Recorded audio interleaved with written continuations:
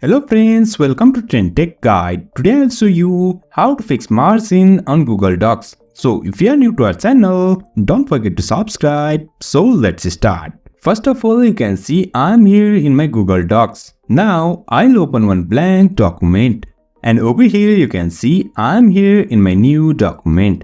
Now to set margins, first of all head into this files over here on the top left. Click on this. And after that, over here you will find here is page setup. Just click on this, and over here you can find here is margins over here. You can see it's in inches. Now to fix these margins, you can just enter your margin over here. On the top, I want 1.5 inches. On bottom, it's okay, and also on left, I want 1.5 inches.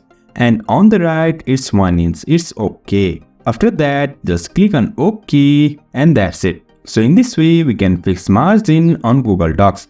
So if you find this helpful, don't forget to subscribe. Have a good time.